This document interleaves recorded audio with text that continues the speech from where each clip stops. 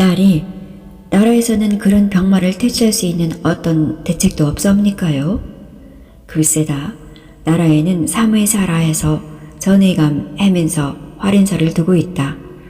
전의감이란 높은 벼슬 하는 사람들을 위한 고급 의료기관이고, 해민서란 서민들의 건강을 위한 의료기관이고, 활인서란 전염병의 예방과 퇴치를 위한 의료기관이다. 그리고 임금을 위한 의료기관인 내의원이 있다. 그러나 이런 것들은 전부 수도인 한양에만 있을 뿐이고, 지방으로는 감사가 있는 가명소세지에 감사의 건강을 돌보기 위한 3명의 의원이 배치되어 있을 뿐이다. 다만 지방에는 백성들이 자발적으로 약국을 여는 수가 있으나 그 기능과 역할은 하관할 수 없다. 그러니 지금으로서는 아무런 대책이 없구만입쇼. 그렇다. 그러나 최근에 내가 읽은 의학책에는 분명하게 여역에 이기기 위해서는 물을 팔팔 끓여 마셔야 한다는 구절이 있었고, 이렇게 해서 서구의 제국에서는 여역을 거뜬히 이기고 있다는 구절을 본 적이 있다. 그러니까 여역은 역기에 의해서 옮겨지는 것이 아니고 사람이 먹는 음식물과 물에 의해서 옮겨진다는 주장이었다. 이 사실을 잘 명심하고 있으면 이 병에 걸리지 않을 것이다. 그리고 나는 이 사실을 울산 사람들에게 가르쳐주고자 한다. 그리고 무엇보다도 나의 관심은 아름다운 태화강의 모습이다. 해초와 의상대사가 배를 타고 당나라 길을 떠났던 항구가 바로 울산항이 아니겠느냐.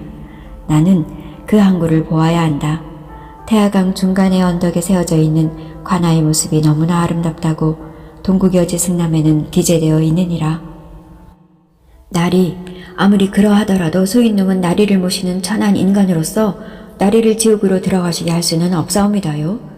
이놈이 이런 위험한 일을 보고도 나리를 붙잡지 않는다면 이놈이 무슨 이유로 나리를 따라다니겠사옵니까요? 이놈이 혼자서 울산으로 먼저 들어가서 동태를 좀 살피고 오겠사오니 나리께서는 여기 복루방에서 그냥 묵고 계시옵소서. 안 될 말. 다선 정약용 선생은 마과에 통해서 이런 역질이 한번 지나가면 임진왜란과도 같은 파괴와 인간의 파멸이 야기한다고 말했다. 그것은 그 어떤 전쟁보다도 더 무서운 시련이다. 내가 모르면 모르되 바로 그 현장에 와서 발길을 돌릴 수는 없다. 명색이 나는 의서를 읽은 사람이 아니냐? 그럼 나리 아주 의원으로 나서시지요? 아니다. 나는 그렇다고 의원은 아니다.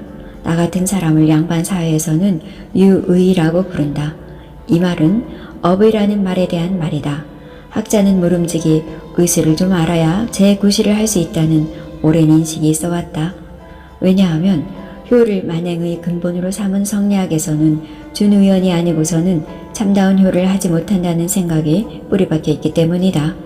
나의 의술 지식은 그 정도에 불과하다. 다만 내가 약현에서 생활을 꾸려가기 위해 약현의 텃밭에 약초를 심어 키운 것이 또 다른 나의 경험이다. 과연 여역이란 괴질은 괴질이군입쇼. 말도 마라. 지금 총칼을 쓰는 소리가 들리지 않을 뿐 그 어떤 전쟁보다도 더 무서운 사륙전이 벌어지고 있는 것이다. 세상이 가장 안정되었다고들 하는 세종대왕 치세 31년간 전염병의 대유행 건수만도 15건이나 된다. 그리고 중종대왕 치세 46년간 그 횟수는 23건이나 되고 영조대왕 치세 25년간의 횟수는 20건이나 된다고 이조실록에는 기록되어 있다. 그러니까 평균 이태에 한 번씩 임진왜란 같은 고역을 백성들은 치른 셈이다. 내가 더욱 좋은 지도를 그려야 한다고 생각하는 이유 중에 하나는 바로 이런 역질과의 관계도 없지 않다. 나리 무슨 말씀이온지요? 그러니까 우리 조선은 모든 의원과 의료기구가 한양에만 몰려있다. 사무사도 한양에만 있고 지방에는 지방수령의 건강을 위한 몇 사람의 의원을 두는 것이 고작이다. 그리고 워낙 교통이 나빠 이런 역질이 생겨도 다른 지방으로 연락이 가지 않거나 너무나 더디 가서 어떤 구호활동을 할 수도 없었다. 그래서 한 고을이 몰살을 당하고 나서야 옆 고을에 그 소식이 전해지는 수도 있었다. 좌우간에 오랜 세월 끝에 이런 역질이 어떤 역기의 수행으로 번지는 것이 아니라는 사실이 확인된 것만 해도 큰 다행이 아닐 수 없다. 가장 확실한 방법은 역질이 번진 그 지역을 빨리 떠버리는 것이다.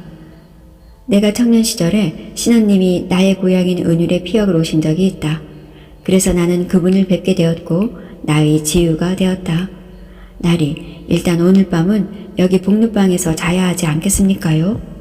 그야 물론이다. 우리는 너무 먼 길을 걸었다. 일단 좀 쉬어야겠구나. 그들은 주모가 말아주는 국밥을 먹고 잠자리에 들었다. 한잠을 자고 난 한돌이는 옆자리에 자고 있어야 할 정호가 없어진 것을 알아차렸다. 나리, 나리. 그는 나지막한 목소리로 정호를 불렀다. 그러나 대답은 없었다. 얼른 그의 보찜을 찾아보았다. 그것은 정호가 생명만큼이나 귀하게 여긴다. 그러나 그것도 보이지 않았다. 정호는 없어진 것이다. 혹시나 하는 마음에서 무슨 쪽지라도 남겼나 하고 찾아보았다. 그런 것은 없었다. 그는 혼자서 도망을 쳐버린 것이었다. 한돌이는 얼른 옷을 입고 갈 길을 떠날 차비를 차렸다. 그러니까 정호는 정말 살아서 돌아올 수 있으리라고 장담할 수 없는 울산행을 감행하면서 한돌이를 버리고자 했던 것이다. 혹시 자기가 당하는 한이 있더라도 한돌이는 살려야 한다는 생각을 했던 것 같았다. 눈치 빠른 한돌이가 정우의 그런 속마음을 헤아리지 못할 이유가 없었다. 밤은 사경이나 되었을까? 천년고도의 밤은 괴괴하기만 했다. 술락꾼들의 발걸음 소리만이 저 멀리서 아득하게 들려올 뿐이었다. 길을 떠날 차비를 하린 한돌이의 눈에서는 살쾡이 같은 섬광이 흘렀다. 회령땅 국경지대에서 야수처럼 자라온 그가 아닌가. 그런 그가 이렇게 깊이 인간을 알게 되다니 그것은 참으로 알 수 없는 일이었다. 희미한 추승달이 토암산 꼭대기에 걸려 있었다. 거리에는 벌써 쏘다니는 사람들이 있었다. 한여름이라 다들 집 바깥으로 나와 있었다. 한돌이는 울산으로 빠지는 길을 내달리기 시작했다. 경주와 울산 사이에는 토암산 줄기가 언양고을로 빠지는 산맥이 있었고 그래서 치술봉이라 일컫는 조그만 제가 있었다. 그래도 그 제는 꽤 높았고 수목이 울창했다. 그러니까 그 제는 토암산과 가지산 사이에 자리 잡고 있었다. 한돌이는 부지런히 달리면 정오를 따라잡을 수 있으리라 생각했다. 그러나 다른 것은 몰라도 걸음 하나만큼은 자기는 도저히 정오를 당할 수 없다는 사실을 잘 이해하고 있었다. 차술봉을 지나면 관문산 옆에 임관이라는 고성이 있는데 이런 관방시설은 전부 왜구를 겨냥한 것이었다. 경주와 울산 주변의 상황을 어느 정도 파악하고 있는 한돌이는 부지런히 주변을 살폈다. 틀림없이 어떤 경계태세가 펼쳐져 있을 것만 같았다. 아니나 다르랴. 치술령에는 간솔불이 훤하게 밝혀져 있었고 나졸들이 보초를 서고 있었다. 일체의 동행이 금해져 있었다. 한돌이는 비상수단을 쓰지 않았다. 그는 길을 벗어나서 아주 산속으로 숨어들었다. 여기 치술령만 넘으면 그 다음부터는 별다른 건물이 있을 것 같지 않았다. 누가 죽음의 지옥 속으로 들어가겠는가? 다만 이 환자가 살고자 울산고을을 벗어나려 할 따름일 것이다. 치술령을 지나니 날이 밝아왔다. 경주에서 적어도 한 30리는 되는 거리인 듯 했다. 치술령을 우회해서 넘은 한돌이는 눈앞에 또 큰 산이 하나 버티고 있음을 보았다. 겉으로 보아서는 경주와 울산이 인접해 있는 것 같았지만 막상 걸어보니 좋기 이틀 거리였다. 그는 산속을 걸어서 이튿날 밤이 되어서야 달천산을 넘었다. 죽는 한이 있어도 정오를 만나야 하는 것이다. 그리고 그를 울산 읍내로 못 들어가도록 해야 하는 것이다. 사흘을 걸어서야 한돌이는 울산 북방의 동천 상류에 이를 수 있었다. 경주와 울산은 좋기 80리 거리였다. 그러니까 한돌이의 걸음으로 이틀을 잡지 않았는가. 한돌이는 통나무를 하나 주워와 동천의 수심에 뛰었다. 그러곤 울산을 향해 노저 들어갔다. 그는 젊은 탓이었을까? 정오를 찾아야 한다는 일념이 너무 강한 탓이었을까? 두려움이 없었다. 그의 통나무 배가 강의 하류를 향해 진입해 들어가자 밝아오는 여명 속에서 강물에 떠있는 사람들의 시체를 볼 수 있었다. 아직까지 숨이 끊어지지 않아 발버둥 치는 자도 있었다. 그러나 몇 번 푸드득거리다가 그들은 조용해졌다. 그러니까 신혈로 몸이 너무나 뜨거워지니까 그들은 견디다 못해 강물로 뛰어든 것이었다. 한돌이는 여역에 대한 지식을 정오로부터 어느 정도 터득하고 있었다. 그는 절대로 강물을 몸에 묻혀서는 안 된다는 생각을 했고 그것을 절대로 먹어서는 안 된다는 생각을 했다. 여역은 먹는 것으로 옮긴다고 정호는 말하지 않았던가. 한돌이는 고산성이 있는 도산 앞에까지 노저어 왔다. 세찬 두만강을 수도 없이 소항한 실력이 있는 한돌이가 아닌가. 한돌이는 안개가 자욱이 낀 태화강을 향해 뱃머리를 굴렸다. 그러니까 우회전을 한 것이었다. 강을 떠내려가는 시체의 숫자는 점점 불어났다. 울산읍의 인구가 많아도 3만을 넘지 않을 터인데 벌써 소문으로도 5천 명 이상이 죽었다고 하지 않았는가. 태화강의 오른쪽 언덕에 반구정이 보이고 그 뒤로 관아가 보였다. 그리고 조금 더 올라갔더니 태화루가 아름답게 강가에 서 있었다. 강물에 죽은 사람의 시체가 떠가는 것을 제외한다면 다른 끔찍한 풍경은 어디에도 보이지 않았다. 다만 강가 백사장에는 웬 큰 불길이 오르고 있었다. 미처 강에다가 버리지 못한 시체들을 태우고 있는 듯 했다. 아니, 나리, 고산자 어르신! 바로 자기 앞으로 정호가 탄 조그만 뗏목이 흘러가고 있었고 정호는 지필목을 꺼내서 멀리 보이는 자병형 터와 그 뒤 울산읍의 진산인 하물산을 그리고 있었다. 아니 내 이놈 죽고 싶어서 환장을 했느냐? 무엇을 먹었느냐? 아니옵시다. 아무것도. 강물에 손을 적셨느냐? 아니옵니다요. 어서 이리로 건너오너라. 강의 하류로 가면 처형함이 있다. 그것의 위치를 확인하고서는 방어진으로 가서 동네부로 가자. 그들은 정우의 뗏목에서 합쳤다. 그들은 힘을 합쳤다. 정우는 가까이 오지 말라고 했다. 서로가 경계를 해야만 한다고 했다. 정우의 몸도 전혀 물기가 묻어있지 않았다. 처용의 전설이 깃들어 있는 처용함을 보고서는 곧장 동해로 나가 방어진으로 갔다. 거기에서 그들은 조그만 배를 얻어 타고서는 동래부를 향해 노를 저었다. 그들은 결국 죽음의 울산항을 벗어난 것이다. 날이 아직까지 괜찮은 것을 보니까 여역에 이완되지는 않은 듯 하옵니다. 물론이다. 소문보다는 역질이 그렇게 심각하지는 않았다. 그러나 파도가 거세워서 그들은 배에서 내렸다. 그리고 해안을 걷기로 했다. 잘못하다가는 파도에 휩쓸려 버릴 가능성도 있었다. 날이 참으로 어려운 일을 해낸 것만 같은 생각이 듭니다요. 물론이다. 우리가 조선의 진도를 만들 때 경주와 울산의 정확한 위치와 지세를 빠뜨릴 수 없다. 신라 때 진흥왕이 한강유역을 차지하기 전에는 바로 울산이 대당교역과 대일본 교역의 중심적인 항구였다. 진흥왕은 신라의 광개토 대왕이라 할 수 있다. 전국적으로 서 있는 진흥왕 순수비는 바로 그가 신라의 영토를 가장 많이 확장한 군주임을 말하고 있다. 나리, 그럼 백제의 광개토 대왕은 누구이옵니까요?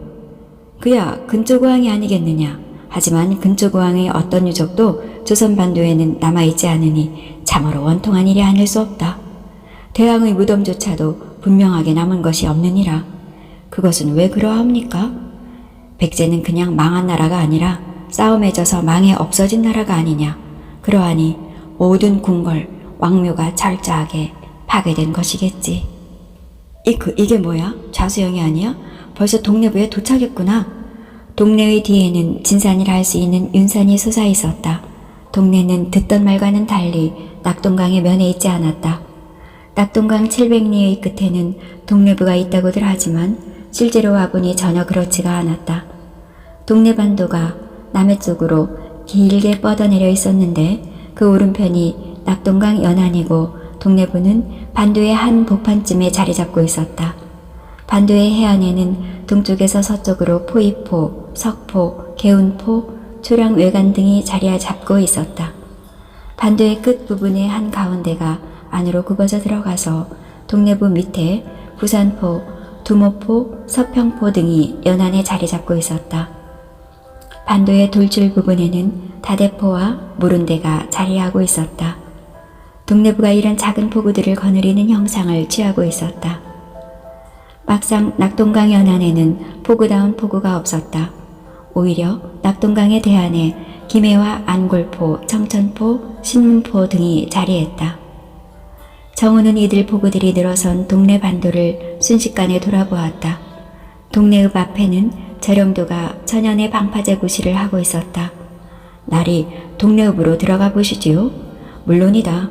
그러나 우리는 여기서 처음에 계획했던 우리들의 행선지를 조금 변경시켜야겠구나. 어떻게요? 당초 계획은 동네에서 영남대로를 타고 북상할 계획을 세웠다. 그러나 먼저 남해안을 돌아보고 강진가서 가서 삼남대로로 상경하여 다시 영남대로로 남하를 해야겠다. 그 다음에는 배를 타고 서해안을 돌아서 강화로 들어가서 마포나루로 들어가자. 날이 그렇게 달리면 발바닥이 붙어날까요? 물론이다. 우리는 엄동설안의 백두산을 7번이나 오른 사람들이다. 이까지 평지를 그냥 걷는 것이야말로 누워서 떡 먹기가 아니고 무엇이냐? 하지만 그렇게 빨리 걸으면 뭐라더라? 참, 을련이 아주머니가 따라오시지 못하잖습니까요? 애끼놈, 무슨 그런 불경스러운 소리를 하느냐? 아닙니다요. 며칠 전에 이놈이 아주머니의 모습을 먼 눈으로 보았걸랑요. 네 이놈, 그런 멀쩡한 거짓말을 하느냐? 내 놈은 을련이를 본 적도 없지 않느냐? 그래 어디서 보았다는 말이냐? 그의 아주머니를 한 번도 본 적은 없었죠. 하지만 허리가 가늘고 목이 길고 가느다란 좀 가무잡잡한 얼굴이었습니다. 나리는 하면서 자기는 을련이라고 소개했고 나리의 소재를 물었습니다요. 나도 그 사람이 누구인지를 잘 몰랐습니다요. 지금 생각해보니 을련이란 아주머니였었죠. 그 장소는 울산 태화강의 강상이었습니다요. 그거 참 이상도하다. 나도 그런 비슷한 여자를 본 적이 있으니 말이다. 정말로 그 여자가 우리를 따라다니고 있는 것이 아니겠느냐? 나리께서도 울산의 태화강에서 보았습니까요? 물론이다. 그녀는 아주 여유였고 두 눈에는 눈물이 고여 있었다. 거기는 정말 위험한 곳인데 병과 약의 원리를 모르면 백이면 백 다 여역에 이완되고 마는 곳이 아니더냐. 그것 보세요. 나리께서도 그 을련이 아주머니를 애석해하고 계시지 않습니까요? 그러니 지금 좀 천천히 걸었으면 합니다요. 그래야만 그 아주머니가 우리를 따라올 것이 아니겠습니까요? 정우는 오래간만에 한돌이에게 핀잔을 주지 않고 깊은 신음을 토했다. 일단 동네성 주먹거리로 가서 몸을 좀 쉬자꾸나. 정우는 한돌이를 데리고 동네성 안으로 들어갔다. 영남의 웅도, 영남대로의 중창역인 동래부가 금정산과 구월산 아래 아담하게 들어앉아 있었다. 이 산들은 동래부의 서편, 동편에 자리 잡고 있었다. 날이 동래성은 임진왜란 시 철저하게 파괴된 것으로 알고 있습니다만 지금 멀리서 보니 대단한 성곽이 둘러쳐져 있습니다요. 임진왜란 때 파괴된 동래성은 세종대왕 시절에 지어진 것이다. 외란이 끝나고 나서 근 200년간 성을 개축하지 못하다가 바로 저 성을 정조대왕 시절에 동래부사 정언섭이 축성하였다. 둘레가 자그마치 17,291척이나 되고 높이가 17척이나 된다. 날이 왜 다시 성을 쌓았을까요? 그거야 뻔하지 않느냐. 우리 민족은 사만시대부터 삼국시대, 통일신라시대, 고려시대, 그리고 우리 조선에 들어와서도 줄기차게 왜구의 고통을 겪어왔다. 그것은 우리 조선족의 운명이다. 우리가 북방의 민족들, 예를 들면 몽고족이나 여진족, 그리고 중국의 한족에게 받은 피해는 일본 족속들에게 받아온 피해의 절반의 절반도 되지 않는다. 그것은 우리 조선민족의 운동이다. 동래도 임진왜란 후에도 몇 번이나 왜구들에 의해서 초토화가 되지 않았겠느냐? 왜구들은 해적이고 좀도둑들이기 때문에 대단히 야만적이고 그리고 잔인하다. 그들은 정규적인 병사가 아니기 때문에 수시로 출몰해서 우리 조선의 백성들을 노략질했다. 외놈들은 바로 옆에 사니 보지 않을 수도 없고 참으로 얄밉습니다요. 그러니 운명이라고 하지 않느냐? 우리 민족의 역사 속에는 큰 줄기로 외족에게 시달리는 물결이 있어왔다. 문화적으로 뒤떨어진 그들은 무지막지한 총칼 솜씨 하나만을 길러서 우리를 괴롭혔던 것이다. 선조대왕 25년, 그러니까 지금부터 240년 전 5월 14일, 놈들은 우리 조선반도에 침입을 감행해서 이튿날 부산진을 함락하고 보름에 동래성으로 물밀듯이 몰려왔다. 경상 좌병사 이각은 도망을 쳐버렸고 동래부사 송상효는 끝까지 저항하다가 동래 전 부민들과 함께 전사하였다. 그것이 유명한 동래성 싸움이다. 그들은 읍성 안으로 들어가 동래부사청과 독진암원과 향교 등을 구경하였다. 정우는 이제 동네성을 떠나서 남해안을 한 바퀴 돌아볼 작정이었다. 그러나 바다만을 향해 하는 것은 아니었다. 바다의 면에 서 있는 여러 고을들도 아울러 방문해 볼 작정이었다. 그는 먼저 동네성을 떠나 양산으로 갔다. 그러니까 바다로 나간 것이 아니라 육지로 올라간 것이다. 나리, 통도사가 이렇게 큰 절인 줄은 몰랐습니다요. 양산 통도사는 신라의 국사이던 자장율사가 당나라에서 부처의 가사와 사리를 받아 귀국해서 지은 절인데 석이 어린 영치산의 연기가 서역국까지 통한다 하여 통도사라고 부르게 되었다. 양산 통도사는 해인사, 송광사와 더불어 우리 조선의 3대 사찰로 꼽고 있다. 그때까지만 해도 승복을 입고 있던 정우라 절에 내실로 들어가 합장하고 배가 터져라 절밥을 얻어먹을 수 있었다. 그들은 이어 황산으로 올라갔다. 황산에는 낙동강 동안에 유명한 작천 잔도가 있다. 잔도란 벼랑을 파내어 길을 낸 것을 말한다. 그래도 황산은 이 지역 교통의 중심이 되어 황산 찰방 관아가 있었다. 나리, 작천 잔도란 것이 이렇게 아슬아슬한데 임진왜란 시 왜 여기를 막지 않았을까요? 거기에 의문을 표시하는 학자들이 많으나 명확한 대답을 못 내리고 있다. 이 길을 쳐 올라왔던 군이시 유키나가 군대도 작천잔도에 조선군의 매복이 있으리라 확신했으나 결국 아무도 없었다. 내 생각으로는 울산성 싸움에서 송상현 부사와 전 부민이 몰살을 당하자 혼비백산에서 다들 도망치느라고 더 이상의 방어에는 신경을 쓰지 않은 것 같구나. 그들은 낙동강을 건너 밀양까지 올라갔다. 낙동강의 하안을 잘 살펴보자는 심산이었다. 낙동강의 하안을 제대로 보려면 밀양 도호부는 보아야 한다는 정호의 생각이었다. 밀양 영남루가 거창하게 정호 일행을 맞아주었다. 밀양 역시 영남 대로상의 대읍이었다. 밀양은 동래부와 대구부의 중간거리에 위치하고 있어서 주막과 객사가 잘 되어 있었다. 영남루도 밀양 객사였던 밀주간의 부속 건물이었다. 밀양으로 들어갔으니 이들은 이제 낙동강의 서안으로 나온 셈이었다. 밀양의 주막촌에서 하룻밤을 지낸 정우와 한돌은 다시 남하하기 시작했다. 밀양읍 남쪽 심리지점에서 낙동강이 두 가닥으로 갈라져 있었다. 아니, 두 가닥으로 흘러오던 낙동강이 하나로 합쳐지는 것이었다. 그러니 수운이 유근보다 훨씬 더 발달되어 있던 조선시대에 밀양이 교통의 중심이 되지 않을 수 없었다. 지리산에서 발원해서 함양, 산천, 진주로 흘러내려오던 남강이 상주로에서 장장 700리를 흘러내려온 낙동강과 밀양에서 합류하는 것이었다. 사실 낙동강 연안에서 가장 중요한 나루터를 들라면 상주의 낙동나루와 양산의 황산나루를 들을 수 있을 것이다. 상주의 낙동도는 영남에서 올라온 사람과 물산을 한양으로 실어 나르는 너무나 중요한 구실을 했다.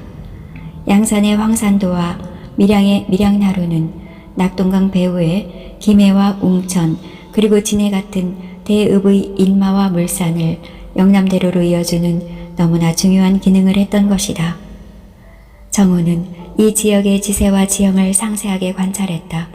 군사상으로 그리고 교통상으로 대단히 중요한 지점이기 때문이었다.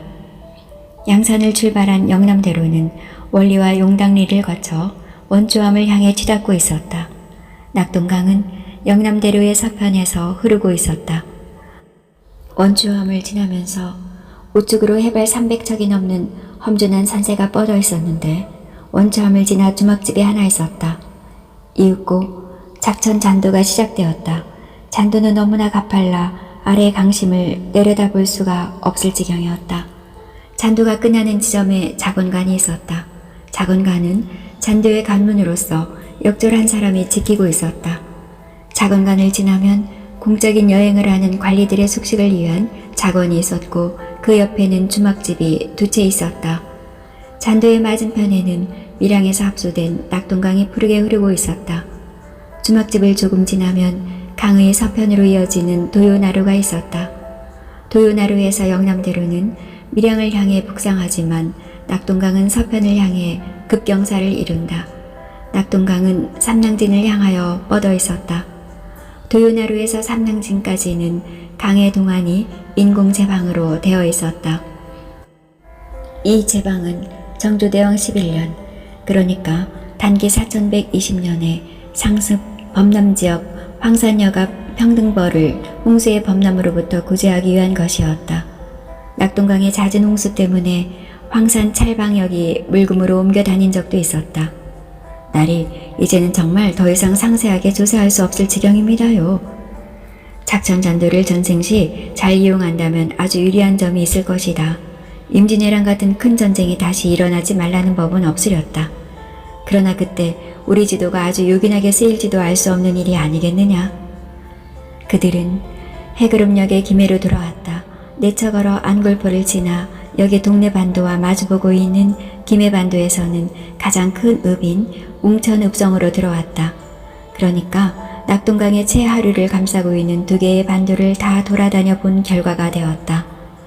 웅천과 제포는 붙어 있었다. 그러니까 제포가 웅천의 외항이었다. 웅천은 이 고장에서 가장 오랜 역사를 가진 대읍이었다. 제포는 다르게 네이포라고도 불렀고 부산포, 연포와 더불어 조선시대의 삼포로 불렸다. 외인들의 거주를 제한적으로 허용한 외관이 있었다. 한돌아, 저기 고개가 보이지? 네, 제포란 데로 가려면 저기 저 고개를 넘어야 한다고 하던데요. 저 고개가 바로 개고개이다. 개고개라니 굽쇼. 개고개라고 하는 것은 저기 저 고개를 넘어야만 웅천 사람들이 외놈들이 살고 있는 제포에 가는데 웅천 사람들이 제포 사는 외인들을 개에 비유한 것이다. 저 고개의 원래 이름은 웅신고개였다. 얼마나 많은 일인들이 살고 있는 뎁쇼? 지금 산다는 것이 아니라 옛날 중종대왕 시절에는 500명 넘는 외인들이 살았다는 기록이 있고 이들 외인들이 대마도의 왜구들을 끌어들여 웅천성을 함락시킨 일도 있었다. 이것을 삼포외란이라고 한다. 무서운 족속들이다. 그들은 그날 밤 주막집에서 하룻밤을 묵었다. 날이 여비가 그렇게 충분히 남아있지 아니하옵니다. 걱정하지 말거라. 내가 벌써 생각하고 있느니라. 무슨 해결 방법이 있어온지요? 내가 아는 것은 오직 약재를 거래하는 것이다. 약재란 상당히 고가이기 때문에 이문도 많다. 약재가 얼마나 고가인가 하면 약 한 재, 즉 20첩이 보리쌀 한 섬값과 맞먹는다는 사실만 가지고도 알 수 있을 것이다. 그래도 약재는 품귀 현상을 빚고 있다. 아, 그러하옵니까요? 쏘이놈은 전혀 몰랐습니다요. 효염이 높은 양약은 지체 높은 양반들이 선호하기 때문이다. 그것은 양약이냐 아니냐가 문제이지 그 값이 얼마냐는 문제가 아니다. 이 세상은 가진 자의 것이 아니냐. 그러니 그런 일이 벌어지는 것이다. 얼마나 양약이 없는가 하면 내 의원의 지왕이 떨어졌다는 말이 나돌 정도이다. 그러니 약값이 천정부지로 치솟을 밖에 더 있느냐? 아하, 그러하옵니까요? 수인놈은 전혀 몰랐습니다요. 수인놈도 앞으로 약재에 대한 수양을 높여야 하겠습니다요. 조금만 참아라. 진주성쯤에 가서 그동안 모아온 약재를 팔아서 금전을 조금 준비하자꾸나. 다음 날 정호는 웅천성을 떠나 창원부, 칠원현, 영산현까지 올라갔다. 영산현으로 들어가려면 진주성에서 흘러내려오는 남강 줄기를 건너야 하는데 거기에는 만년교란 아름다운 다리가 놓여져 있었다. 한돌아, 오늘은 너무 많이 걸었으니 어디 여기 영산현에 그렇게도 유명하다는 온천을 한번 하자꾸나. 날이 수인놈도 그것이 소원입니다요. 땀이 흘러 견딜 수가 없습니다요. 세종실록에도 네이포 외관의 외인들이 하도 더러워서 잡아다가 여기 영산현의 부곡마을 온천장으로 끌고 갔다는 기록이 있느니라. 영산에서 늘어지게 온천을 한 정호는 이튿날 가뿐한 몸으로 잠자리에서 일어났다. 지금까지 건강을 크게 다친 적이 없이 이렇게 살아온 것이 너무나 감사했다. 몇 번이나 죽을 고비를 넘겼으나 결국 자신은 살아있는 것이다. 산천이 아무리 아름다워도 그것이 지도에 표시되지 않으면 뜻이 없다는 생각을 정호는 하고 있었다. 지도에 표시된다는 말은 곧바로 사람들의 눈에 띄게 된다는 말이다. 이 아름다운 산천은 사람들의 눈에 띄어야만 의미를 가지게 된다. 사람의 눈에 띄지 않는 산천의 아름다움이란 아무런 의미가 없는 것이다. 아름답다는 말 자체가 사람의 눈에 띄었을 때의 뜻이다. 눈에 띄지 않으면 아름다움이란 있을 수 없는 것이다. 아름답다는 말 자체가 인간의 말이다. 정우는 이런 생각을 하면서 영산구울의 진산인 영축산을 지그시 바라보았다. 이튿날 하만을 거쳐서 계속 남하했다. 하만구울에 있는 하만성 산성은 가야국의 옛 터전이라는 학설이 유력했다. 이 산성은 둘레가 4,910척이고 높이가 458척이나 되는 산 위에 축조되어 있었다. 그 규모로 보아 옛 도시국가 하나쯤은 충분히 들어설 만했다. 진해에서 하룻밤을 지내고 고성을 지나 통영에 이르렀다. 전라, 충청, 경상도의 3군, 수군 통제 사이 영이 있는 곳이라 해서 통영으로 불리기 시작했다. 원래 통영은 인근의 한산도에 있었으나 후에 여기 통영고을로 옮기게 되었다. 통영의 주막거리에서 하룻밤을 지낸 정호는 이튿날 인근의 당포와 한산도를 둘러보고 이윽고 거제도로 넘어가 옥포와 율포 등을 둘러보았다. 한산도는 통영과 거제도 사이에 좁은 해협에 위치하고 있어서 이순신 장군이 좋은 작전을 펴기에 적지였다. 당포는 고성반도의 서편에 돌출되어 있어서 역시 좋은 전적지로서의 조건을 갖추고 있었다. 사권 계속